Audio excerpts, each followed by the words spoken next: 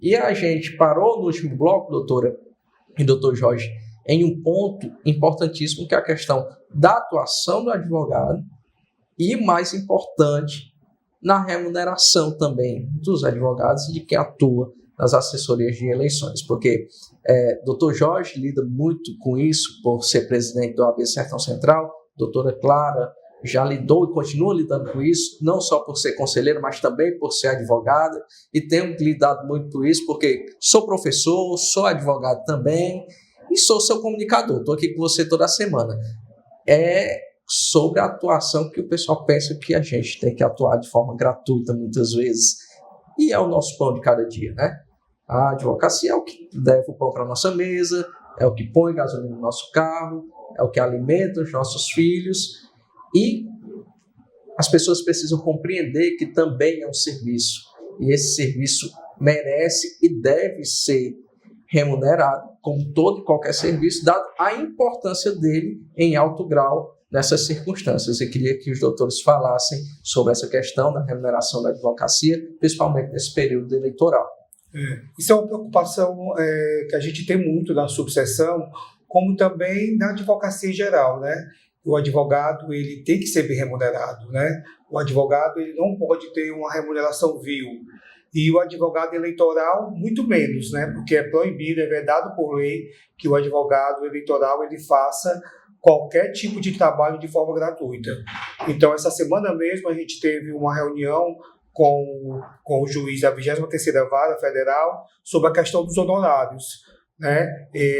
Teve várias denúncias no sentido que alguns advogados estavam cobrando a mais, mas na verdade o advogado estava cobrando dentro da tabela da OAB, né? A tabela da OAB é UAD, a unidade do advogado.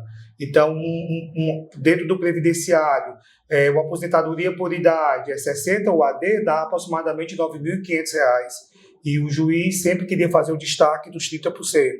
Então, essa reunião foi muito importante, apesar do juiz não ter mudado a opinião dele, mas ele falou que entre cliente e advogado não iria se meter, que ele continuaria fazendo o destaque dos 30%, mas que o advogado juntasse a procuração nos autos e ele cobrasse por fora a remuneração dentro da tabela da OAB. Então, isso foi uma conquista muito importante para os advogados do Sertão Central. E quanto ao advogado eleitoral, também esse que tem que ser bem remunerado mesmo, apesar de ser uma questão sancional à eleição, mas os processos continuam, né, doutora?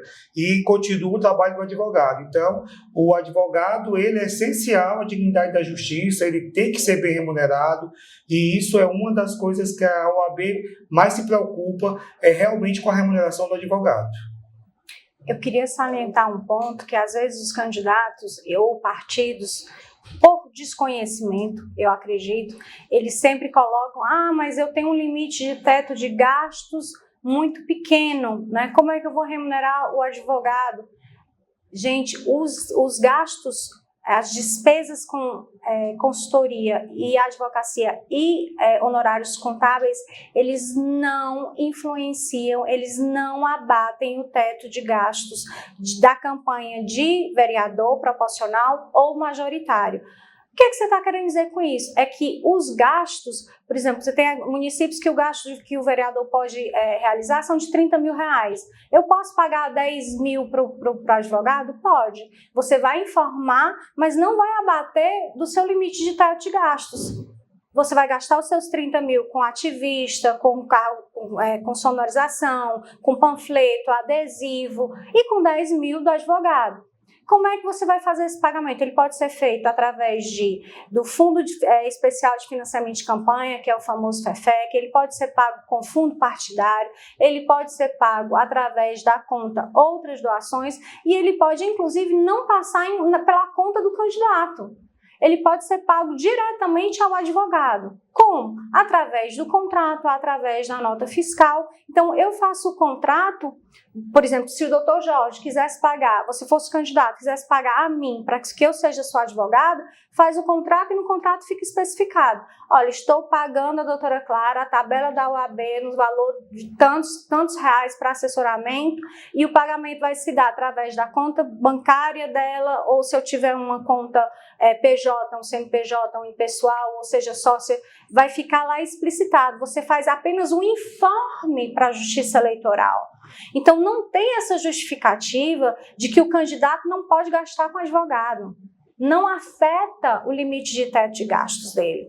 Então, essa é a primeira coisa. E os honorários contábeis também. Então, essa premissa de que eu não posso pagar porque eu tenho que pagar R$100, R$200, não acreditem. Isso não pode prevalecer. Existe vedação da advocacia pro bono nas eleições. Então, você, jovem advogado, você, advogado mais experiente, que não detém esse conhecimento, procure a Comissão de Direito Eleitoral local ou a estadual, e a gente está aqui preparado para... A gente já andou pelo estado do Ceará inteiro divulgando essas informações, mas a gente reitera aos partidos políticos também. Eu não posso fazer a prestação de contas para o partido político que não teve movimentação e não cobrar por isso, tá? Eu não posso juntar minha procuração lá. Ah, mas foi só uma regularização por uma omissão na prestação de contas. Mas você fez a juntada e você está responsável por esse processo. Emita a nota fiscal e no ano seguinte o partido vai ter que te remunerar por isso. Não pode ficar como uma advocacia pro bono, tá? Então, assim, perpassa por um momento de educação, certo? De informação. Então, a gente precisa informar os partidos. Eu me comprometo, inclusive, enquanto ainda vice-presidente da Comissão de Direito Eleitoral, a fazer essas visitas, porque a gente precisa realmente que eles entendam que não é porque o advogado seja mercenário não, é porque ele não pode fazer de graça, porque senão ele vai estar depois respondendo um processo de infração ética. Disciplina. E enquanto conselheiro, enquanto presidente de subseção, para a gente é muito ruim julgar um processo de infração ética por aviltamento da profissão. Né? Então, você, colega, você, sociedade, que acha... e outra coisa, os honorários, as pessoas às vezes olham para o montante, eu digo, olha, lembre-se que você está me pagando para atuar, às vezes por 2 ou 3 anos. Divida esse valor por 24, 36 meses, às vezes não fica nenhum valor de R$200 mensal, quando você coloca o valor dos honorários diluídos pelo tempo de atuação. E quando a gente recebe, às vezes, os honorários de causas, né, os magistrados, mas é um absurdo. Eles não olham que, às vezes, a gente atuou num processo, eu tenho poucos processos previdenciários, mas eu tenho um que está desde 2019. E eu estou agora... Com ética, com o seu que já tempo. foi para o tribunal, para o TRF, subiu 2 vezes, e eu não recebi ainda 1 centavo disso. Já foi implementado de forma muito rápida, mas é uma pessoa que tem uma condição financeira, né? E eu acordei, eu disse, não, quando for finalizado, os honorários vão ser deduzidos ao final. Então, ao final, depois de tantos anos, vai ser um valor mais alto, mas eles não observam a quantidade de anos que eu fiquei sem receber nada. Então, é algo que a gente precisa pensar também. Se estivesse me pagando mensalmente, seria um valor pequeno. Né? Então, os honorários, eles são devidos. E outra coisa interessante, a gente tem uma tabela, né? Tem uma tabela para o advogado eleitoral, o previdenciarista, o advogado de família, lá está tudo discriminado. E a tabela é o mínimo do que o advogado pode cobrar. Né? Outra coisa importante que a doutora Clara falou é que, principalmente o advogado eleitoral, de dizer assim, trabalhe para mim que quando eu for eleito, né, eu lhe pago. Né? Então não caia dessa, advogado.